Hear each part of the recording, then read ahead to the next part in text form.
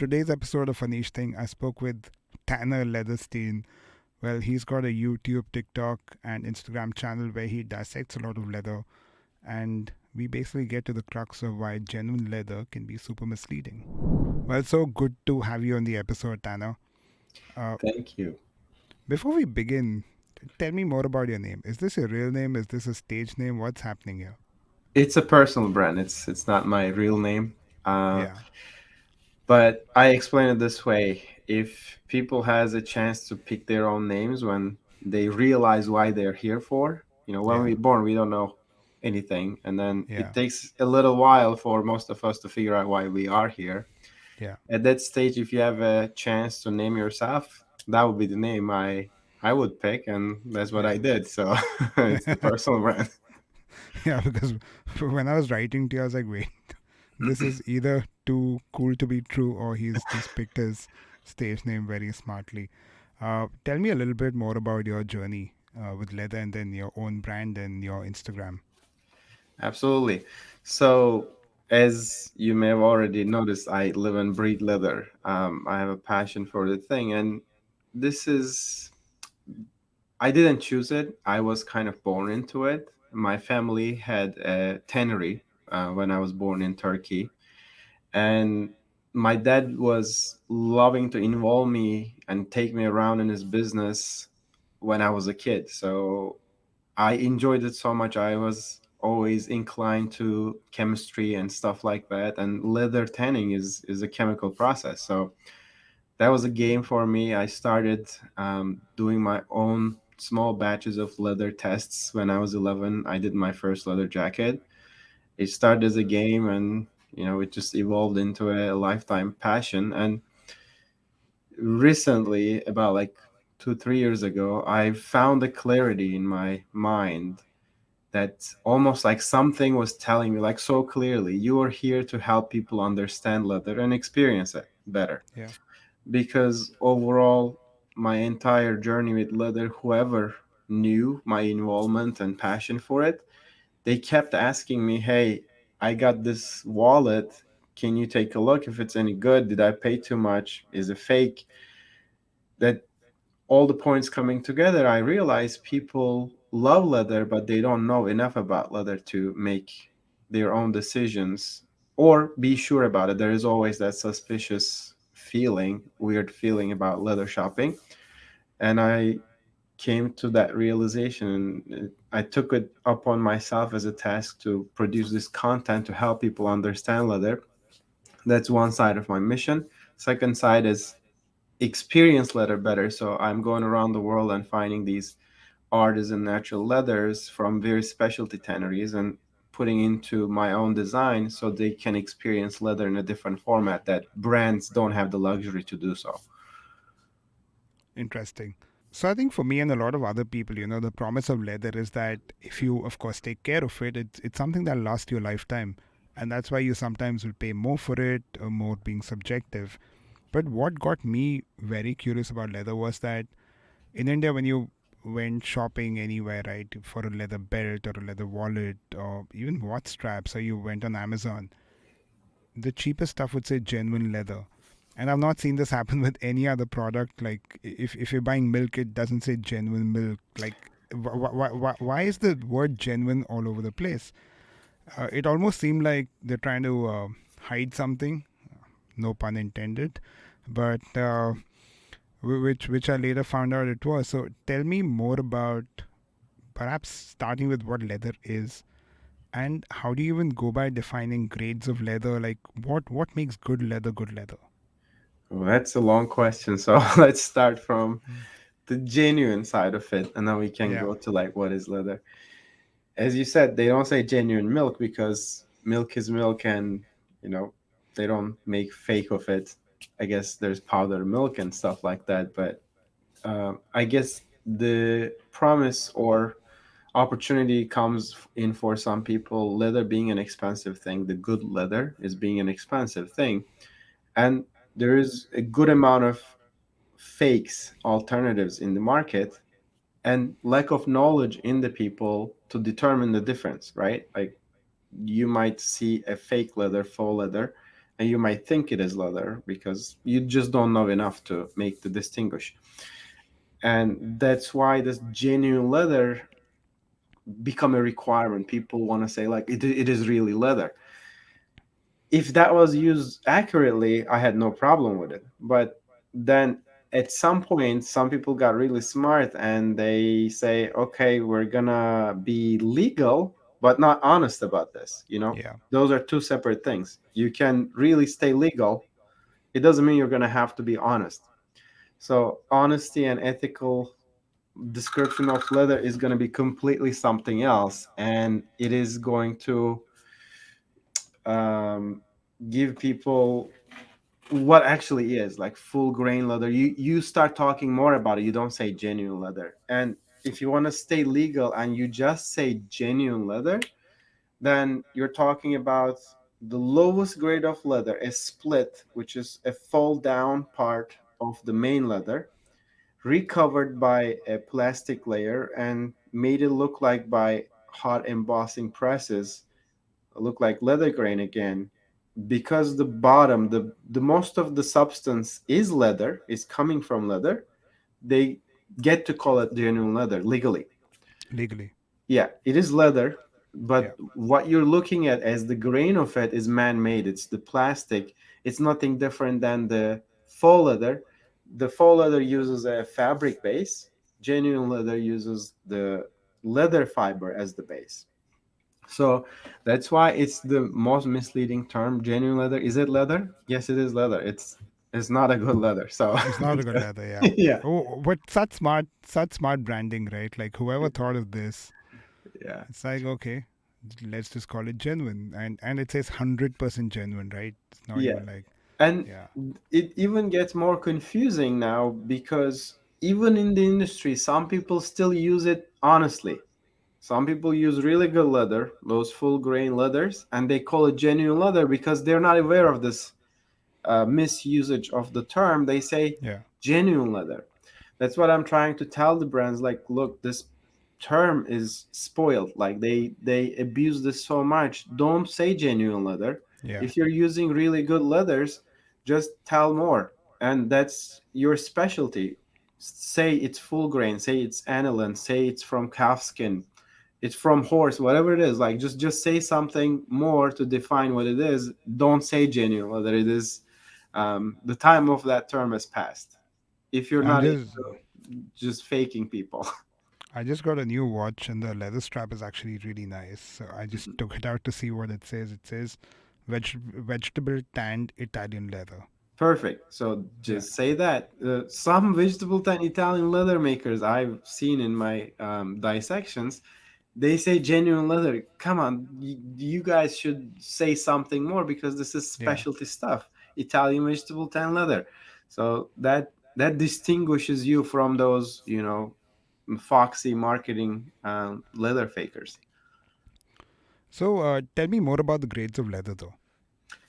Um, Well, it is a really deep subject within the industry, but in the known side of the market, like from the user end, at least in the US, the most known terms are full grain, top grain, and then you have your genuine leathers, and then you fall down bonded leather, and then everything else, which is non-leather options.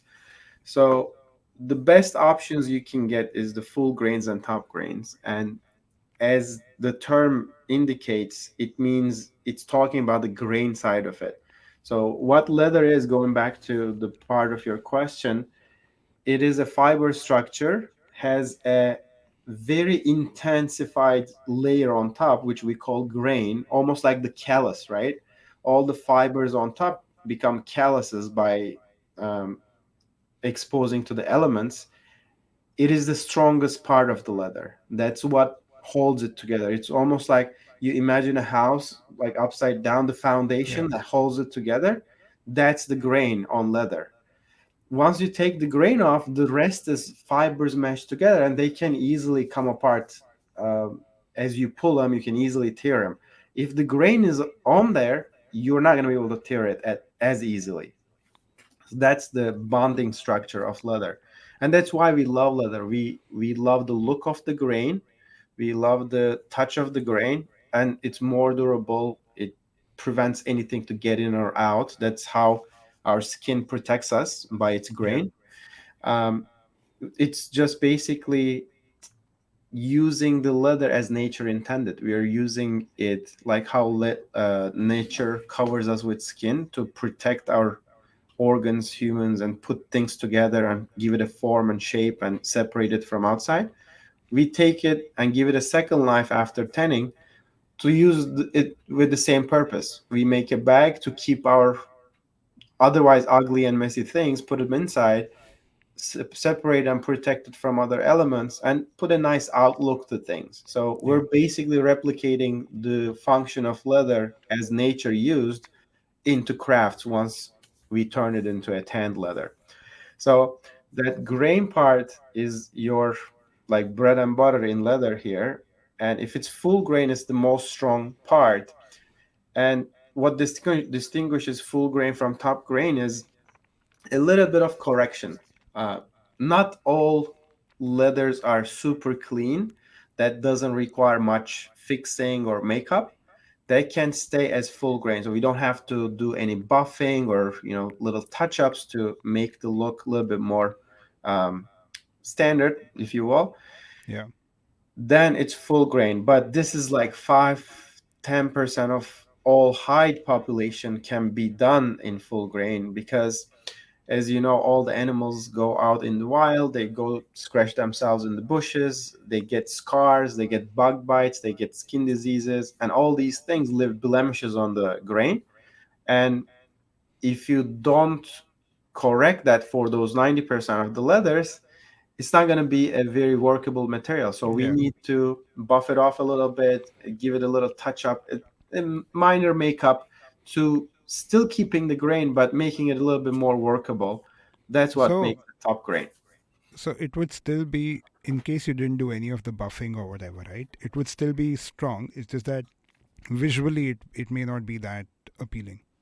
Yes, exactly. It will be stronger because you didn't touch the grain at all with Yeah. buffing, but there will be a lot of blemishes, Yeah. and it's like you have a lot of pimples and all scratches and Yeah. Yeah. scars in your face and you don't put any makeup. Nothing wrong with it, right? It's your choice, it's nature's making. That's what But I do. people don't prefer that in their leather products. That's why the Yeah. industry does little touch up. That's what I do too. I don't, the natural the better. So the lower than the full and top grains, we get to the genuine leather, that misleading term, because cowhide, and I'm talking mostly cowhides because it's more than 80% of the market and leathers we use, is so thick, tanneries get to cut it from half. So imagine it's 6 millimeters thick. You cut it in the half, you got a 3 millimeter that has the grain, the top grains and full grains part, and then a bottom, a 3 millimeter substance that doesn't have a grain now. It is still leather, but we call it a split suede, Okay. both sides of it looking like the back of the leather, which we call suede, that fibery, velvety structure. Yeah. It's not as strong because it doesn't have the grain anymore.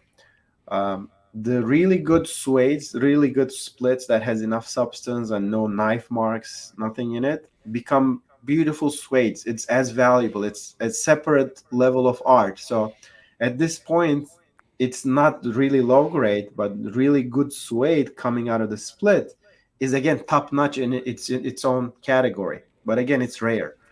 Most of the splits are lower grade and they turn into those genuine leather by putting a plastic layer on top and making it look like that full and top grains again to Great. mislead people with the genuine term.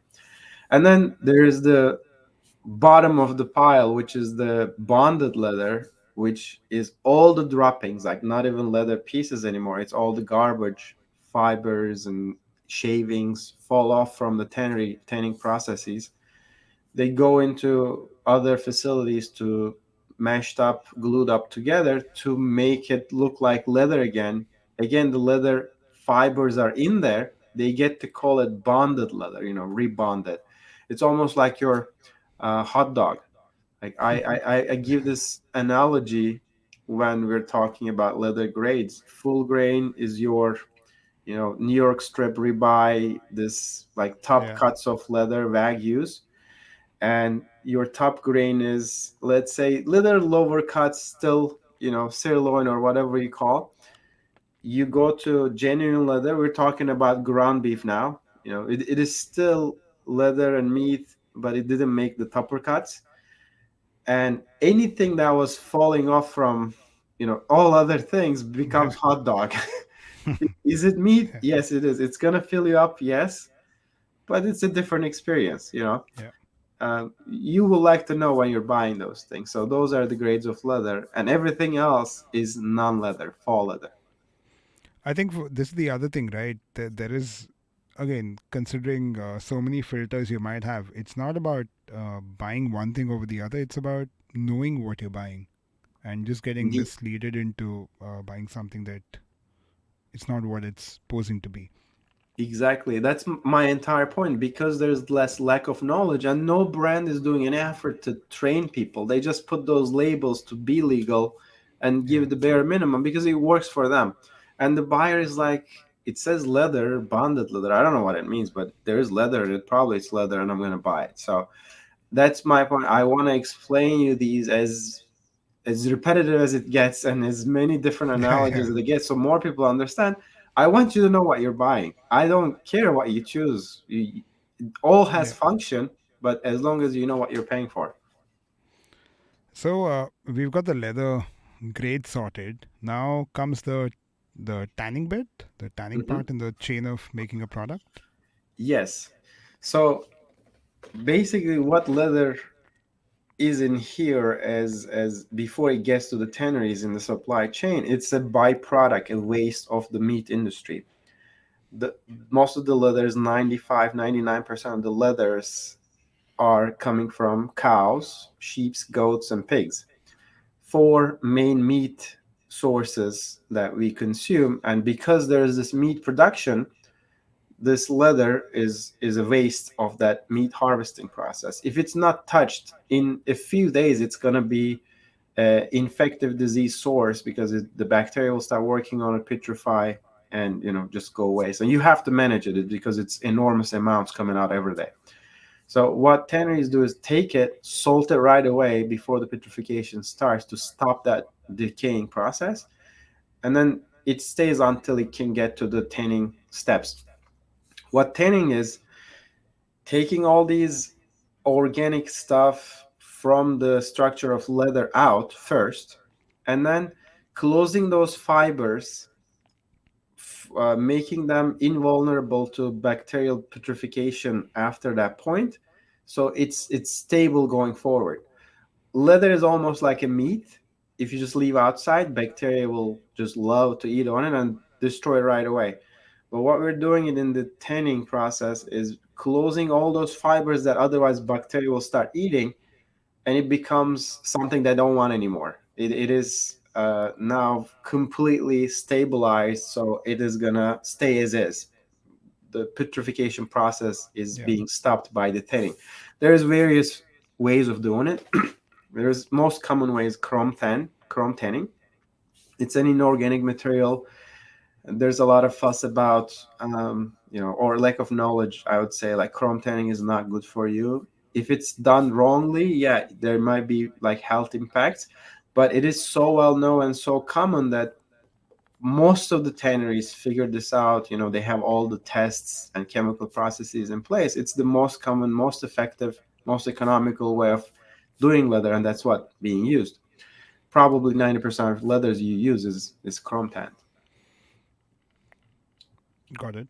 And there is other tanning methodologies, which is vegetable tan, more hyped about and talked about recently. It's one of the oldest forms of tanning before the chrome techniques invented and all that stuff. It's a little bit more nuanced, more difficult, a little bit more time consuming. Um, it produces a different looking, different feeling leather. Definitely better than chrome for some uses, but not superior to chrome for other uses. So chrome has its own, softer, more durable, like fire retardant properties, whereas vegetable is more stiff, more shiny. It's more reactive to the nature, light, oxygen. It gets darker, so it's hard to maintain and all that stuff. So I don't think one is better. It just depends on what you're gonna do with it. Like if you're gonna make a shoe, I wouldn't use vegetable tan leather. I would go with chrome. Got it. But if you're gonna make a wallet or a bag that you want it to age dark and just look shinier every day, then vegetable tan is gonna be a little superior, in my opinion. So a little bit more expensive for sure because less tannery is making it due to its little bit more complex nature of the craftsmanship side. Those are two main types of tannings, but there is a lot more, like synthetic tanning. There's new forms of vegetable derived tanning methodology. They do tanning these days using olive tree leaves, which is the most sustainable form of vegetable tanning. They extract a juice out of olive tree leaves, which fall off every year, and then they tan leather only using those. So there's a lot of things going on, but it's not in the mainstream yet. But pretty exciting. I assume that tanning is actually only to add color. I didn't even realize that it's the whole treatment process as well. Yeah, tanning means the stabilizing the leather first. The adding color is the next step. So you first tan the leather to save it from putrefaction, and then okay, what do we do with this now? What color we want it to be? How thick? How soft? How the finish is going to be? And that those are the following steps after tanning. All happens in the tannery though. All happens at the all happens at the tannery. What about colors? How are we getting the blacks, browns, blues, reds, everything? So those are dyes, chemical dyes, definitely coming from organic or inorganic materials. And there's the first step in dyeing most leathers. You put the leather back into the big drums that we put water in, and then just tumble them in those chemical process to infuse the colors through the cross section of the leather. That we call it drum dyeing or dyed through leather. That's a step that, in my opinion, must be done. You don't have to, but it's kind of like going cheaper on the production. So that's the first dyeing process. And then once you dye it, the entire substance changes color. Then the finishing is the last step where you almost always put something to close the grain for reacting to water, touch, the weather, because leather is going to be exposed and being played out there. There needs to be a little bit of film on top to protect the leather and against all the dirt and stuff like that. Then the finish becomes another form of art. There's minimal finishes we love, that I love to embrace the beauty of that grain without covering it up and then protecting it minimally. But there is super heavy coverage finishes that plasticize the leather that I don't even get to see or feel it anymore. It's extremely protective, but then it kills the mood for the natural leather. It's a huge scale there again in the finish. To me, that feels like, buying like a really expensive luggage, like a remover or something, and just putting a plastic cover on top. It's Yep. like, why did you even buy that? Exactly, exactly. To me, real art of this tanning and finish is bringing your leather up and then seeing what it gives you. If it needs some correction, do your minimum correction. Yeah, Still embrace those imperfections into your finish, but don't cover it up. Don't emboss a man-made pattern on it. Don't make a yeah. big heavy plastic film on it because then you lost the whole point. Why are you using leather? You could do that with fake leathers and PUs. How long back did you start your Instagram channel? Oh, Instagram channel. Well, I have my brand Pegai, and Pegai had Instagram channel for about 5 years, as long as the business existed. But I never looked into it. I was trying to get my business up and running, and about 2 years ago, as I said, I found this clarity that I want to tell people about this, and that was like a year and a half, 2 years ago. I started experimenting with videos. I started posting some things on YouTube, Instagram, and TikTok.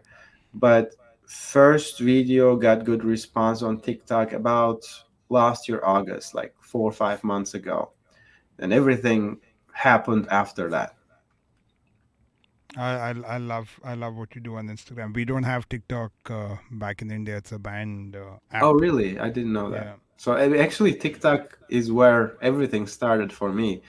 Um, I was just having fun over there, and one of the videos went viral. We started doing it, and I started posting those on Instagram afterwards, recently, Yeah. actually, just a couple months ago.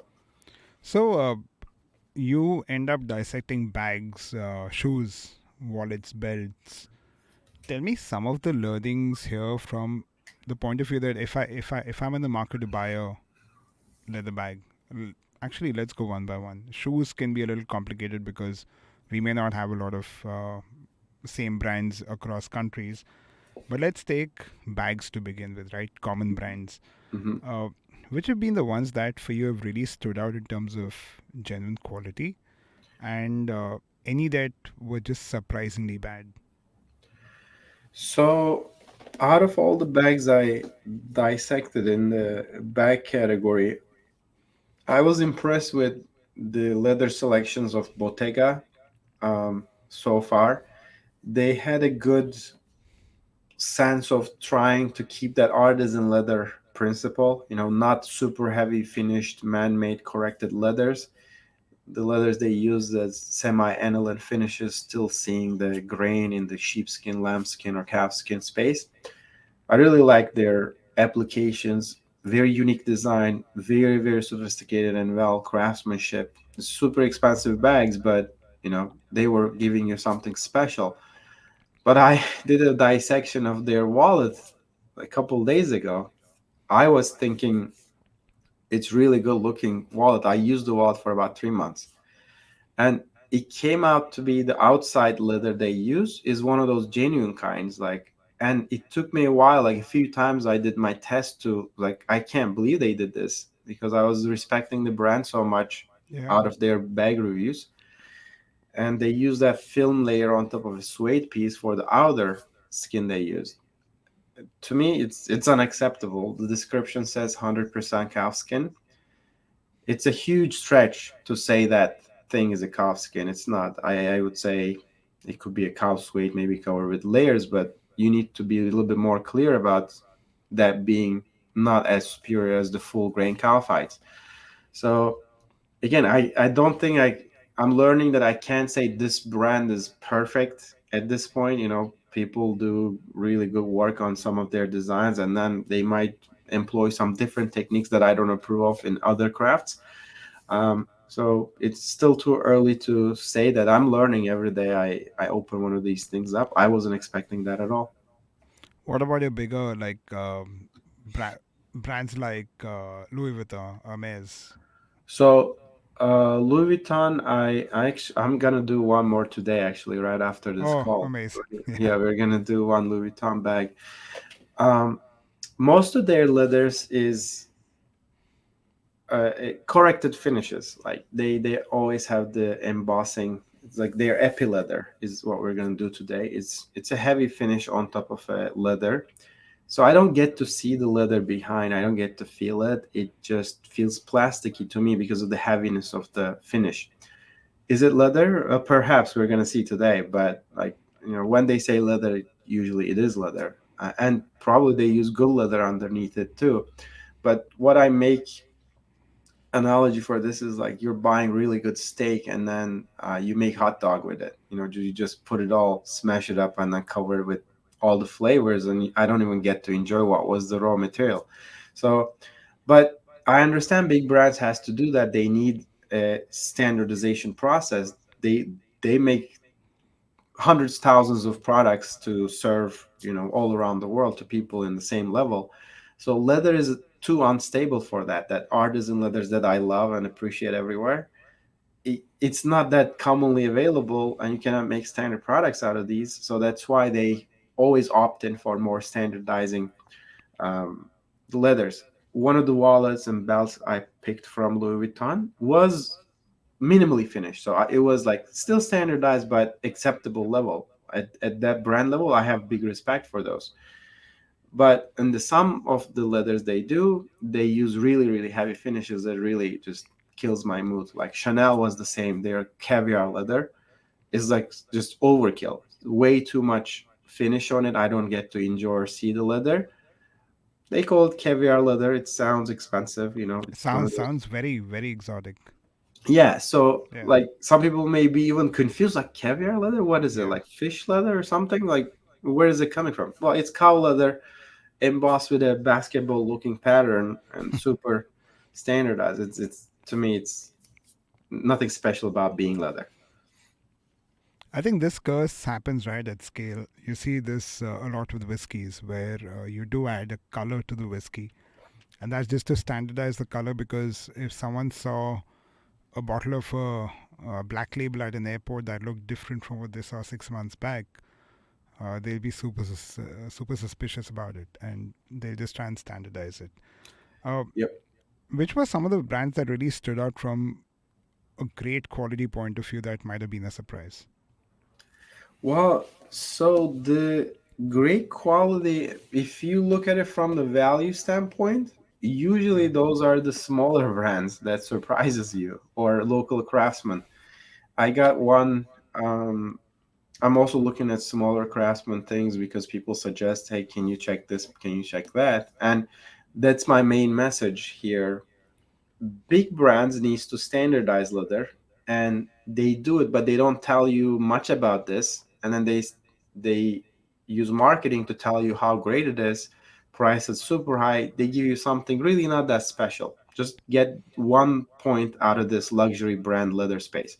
Yeah. On the other hand, the smaller brands and smaller craftsmen, these guys have luxury to work with really authentic artisan leathers, those minimally finished leathers, truly beautiful and more expensive and rare, because they love the material. That's why they do this work. You know, you don't pay me enough. You can't pay me enough to make a product out of that crap. You know, there's no satisfaction to it. I don't look at it from a like profit, you know, maximize this standpoint.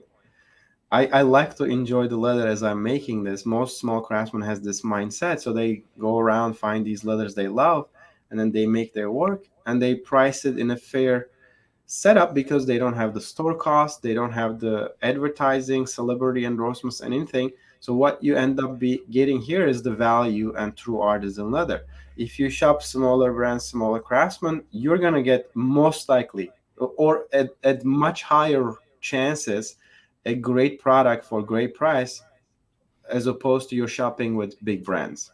So that's my whole message. And one thing I got from a local maker here, Odin Leather Goods.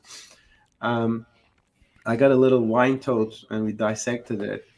It's made out of Italian vegetable tan leather. In fact, one of the leathers I work with from one of the tanneries in the Tuscany region, MPG, they're Apollo leather. Beautiful stuff, amazing leather, very well made stuff. A wine carrier tote. It was $415. I know the cost of making something like this in US is around like 50, $60.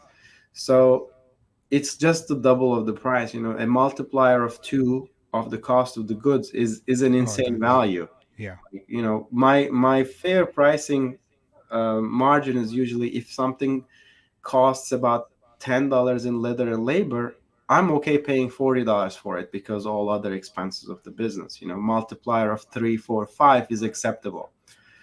Sometimes you get twos in these local makers, and that's where you find the value when you're leather shopping. What about shoes? Brands that you would suggest? Shoes, we just started doing shoe dissections. I think the most impressive like dress shoe was, I don't know if it's in India. They have it in India. Johnston and Murphy is No, one we of the don't have that. leather. Yeah, it's a brand here. They make shirts, they make leather crafts, and they're big in the shoes. And in fact, some of their products was made in India. Actually, when I was looking at, India is big in leather production. India is very big. In fact, there's a whole area in Bombay that's pretty big on leather. Yeah, Uh, so yeah. it was made in India. Some of their items, but their shoes was great. The price was pretty good. I definitely recommend the people in US to check out their stuff. And there was another online brand that I checked, Thursday Boots. I think they're online only. That was very well made shoe. It was a little bit more pricey than the Johnston Murphy, but I think it deserved it definitely. Like Super Valley construction. On the other hand, Doc Martens was a very famous brand that really was not that impressive when we cut up the shoe. It was like just put together quickly as economical as possible, if you Yeah. will, to probably maximize the profit out of the brand. So, one of the cities, one of the towns I grew up in was Shimla, and I have a lot of family in Shimla. My grandparents were in Shimla, and there were two leather shoemakers in the main in the main market in Shimla. And last time I went there to shut our family house down in that city, I went and got a pair, and it literally seemed like just buy one right now because these guys are going out of business, and I think that's what happened with them. And I think somewhere that appreciation of local craft was just not there because a more international or a bigger brand just sounded better, and that can really hurt my heart, right? Like, here's someone actually making shoes by hand, which is Yeah. accessible to you at a crazy insane value, and you'd rather just go buy something that's just got a bigger brand. Unfortunately, that is the fact, and this is one of my missions. Like I see this like a movement. It is democratization of leather.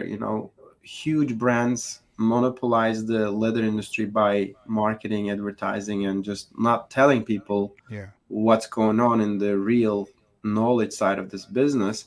But well, I'm very excited to see a lot of people look into leather as a hobby these days. A lot of people yeah, looking into starting on their own leather crafts because of these, Shopify's and Etsy's and Amazons. They don't need yeah. the stores or anything. They can automatically start there in their bedroom, make something and sell it to the end user. And this is gonna I'm foreseeing this is gonna be a big shift in the big brands market share in the leather space. Like one big brand will lose 10% of the share, and this will go to 10,000 new smaller makers, and that makes me really excited That's great. because Yeah, they're going to produce better crafts. I can guarantee that to you. More talent will pour into the space, and we will, as end users, enjoy much diverse designs and workmanship, quality, price points, and everything. So I think we're gonna rescue leather from hands of these huge conglomerates, and then yeah. we're gonna enjoy this natural resource better as a natural outcome of this, internet process. I was at a Uniqlo store day before, and I remembered your Uniqlo belt video. Yeah. And that though kind of was reassuring that okay, maybe few things can be done right. Yeah, yeah, absolutely. Uniqlo, I have big respect for Uniqlo. I love their, shirts, pants, everything. It's good business. I have respect for Japanese culture, anyways, but they have the like how to say principles to do good work, right? Like that's really important at the core. And I was talking this with Mr. Giuseppe Volpi in Tuscany. Is the third generation owner of Volpi Tannery. So he came to Volpi because Uniqlo because he supplies most of the leathers to their belts, and even on the back of it, it says from Volpi, Italy. They do vegetable tan leather. It's one of the exceptional tanneries. I buy leather from him. I make some of my work with his leathers. And he was like, I'm surprised how they're selling those belts at that Those price by prices, yeah, leather by yeah, buying the leather from me.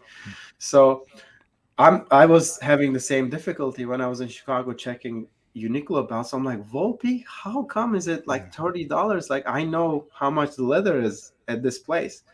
And that's why I wanted to get a bunch and I cut it, and indeed it was one of their leathers. yeah.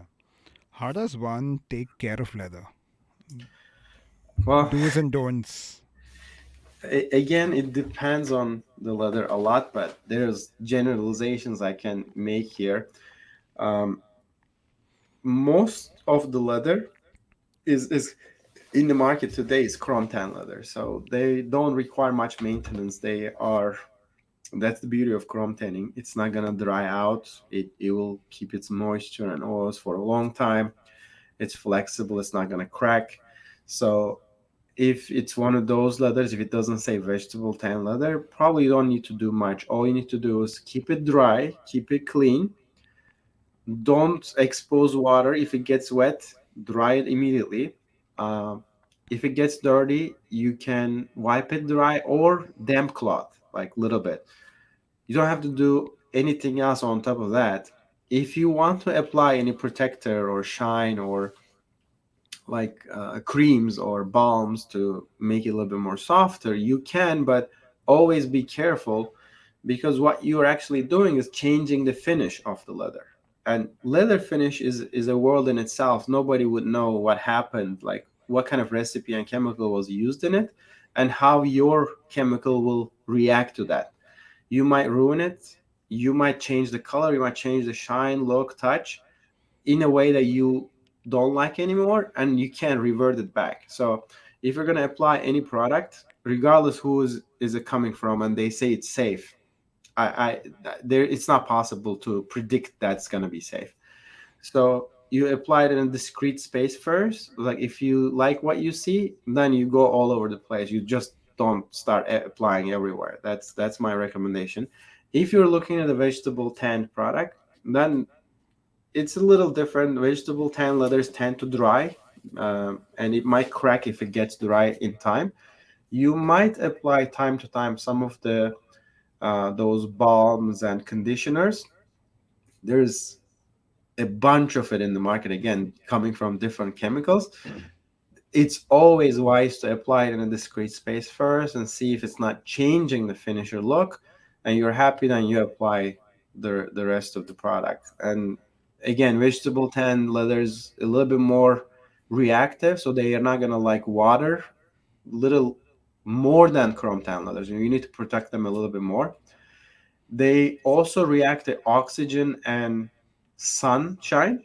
So it's gonna continue its oxidization process, the tannins, and it will get darker. So a brown vegetable tan leather item you buy today will look dark brown 30 years from now, like super dark brown. You can't even recognize it if you just leave it outside like this because of the But oxygen. that's just beautiful, right? The whole patina Yeah, process. Just uh, exactly. And the I, patina will come from your hands. The oils will yeah, absorb into the grain and will form that darker and shinier look. I've made some very stupid mistakes like this with leather shoes, where I've not figured out how dark the color of the polish was, and I've just applied too much, and then you just have to commit to it because there's no ways You can't go back. you can go back. Yeah, it's chemical process. Once it's done, it's done. That's why I always say, like, if you can avoid it, don't apply anything. Because it's finished that way for a reason. Just keep it clean, dry. That's as much as you should do. But if you want to do something, try first. Before we end the episode, one last thing because we've got talking about shoes, and I just remembered, how do you get patent leather? How is that finishing done? Well, patent leather is one of the heaviest finishes. So these are finish types invented about 100 years ago. Back in the day, they didn't have much finishing technology, and all they had was those artisan minimally finished leathers. And people were trying to find ways to protect leather and make it look more standard because that was the unknown area and new thing. So some people invented patent leather, some people invented Saffiano leather, Prada in this case.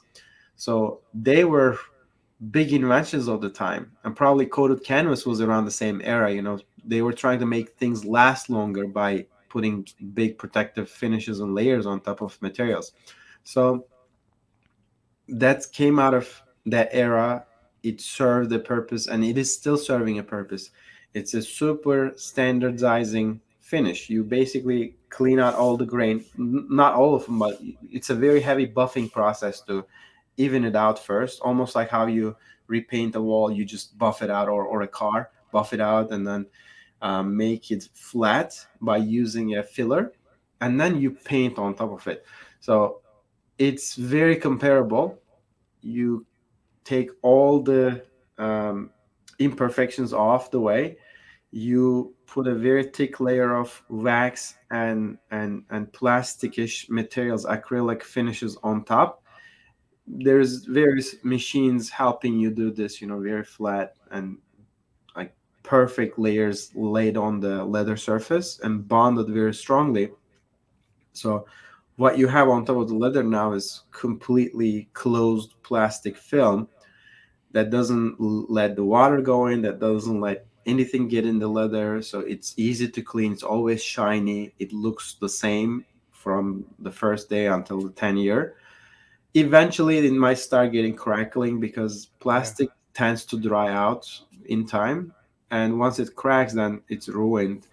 But there is still uses for it. You use leather as the base material, and it's not always feasible to use artisan leathers, and you need some form of standardization. Imagine like army, right? You want everybody to look the same. You don't want individual expressions in an army.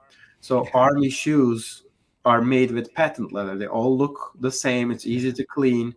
It lasts to the time that they want it to. So it's one of the perfect applications of patent leather. Or going to a very fancy ball, you want a shiny shoe, then patent leather might be your choice. Yeah. Well, thank you so much. Anything else you want to add that I might have missed out on? um well, basically, like how you might tell the quality of leather by yourself if you're Yep. shopping for leather, I would That'll be say, great. yeah, first, you don't have to cut everything or burn anything like I do. It's Yeah. just the fun part of it. I call it leathertainment. And leather is a feeling thing. First, I have four steps. I just remember this. It's a feeling thing. It's your senses. First, you look. You try to see these imperfections. It is an imperfect natural material. It's not, if it looks too perfect, too rigid, and everywhere the same, then it's either not leather or it is overly finished or standardized. So one of those brand works. It still could be leather, but we get satisfaction from these chaotic and natural imperfect patterns as human beings because we are the work of nature and we connect to it automatically. If you see it, you're going to recognize it. It's like, oh, this looks good. Then first is a check. Two, you touch. Again, minimally finished leathers don't have too much layers. When you touch, your finger detect that energy from it, like it's a natural material. Again, you get a good feel to it. If there's too much protection on top of it, or if it's fake, you will feel that dead plastic feel. You can tell the difference when you're touching a plastic and when you're touching your own skin. It's almost a similar feeling, like they have different vibes. Three, you smell it. Like leather has a pleasant earthy smell in most cases, or no smell at all. That's also acceptable. Some tanneries go for no smell and they try the best because it may not be pleasant for everybody. But if you start detecting some very chemically smells, then that's a no good sign. And lastly, probably the easiest one is read. Like read the labels, see what does it say. Does it say genuine leather? Does it Yeah. say, leather coated something something? If it starts getting too like confusing, convoluted, like bonded and smart, just try to be cautious. If you see full grain, if you see top grain, if you see aniline, that semi aniline, the nice terminologies of the artisan leathers, the vegetable tan, those terms is good signs. You're heading the right direction. And at the end, know this: if an artisan made a product and they're proud of their leather, they can't talk about it enough. They will try to stick it in somewhere. They Yeah. always put it in the descriptions. Oh, it's from Tuscany, it's from Italy, it's from vegetable tan and all that. If they don't have anything to say, they're not going to say. So if you see things that are they're going on and on about leather, you understand they're proud of their leather. If it only says cow leather, then you know that brand doesn't have much to say about leather. That's why it's that much. So Yeah. reading is going to give you some ideas too, and then you make your mind by looking at the price.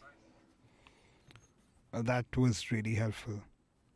Before we end the episode, can you also let me know your Instagram and TikTok handles, please? Yes. Tanner.Leatherstein on both. Actually, you know what? Let me check real quick. Sorry. I may not know it. Yeah, I think Yeah, Tanner.Leatherstein. yeah, I think it's that. Yeah, it is a Yeah. shame that I don't know it. Yeah, both. And even YouTube is the same. I think I have a YouTube channel, Tanner.Leatherstein. Yeah. Well, Tanner, thank you so much for being on the niche thing. I really appreciate this. I learned so much, and I really hope a lot of people do as well. Thank you for inviting me. It's a pleasure. Always talk about leather. So hopefully it benefits somebody.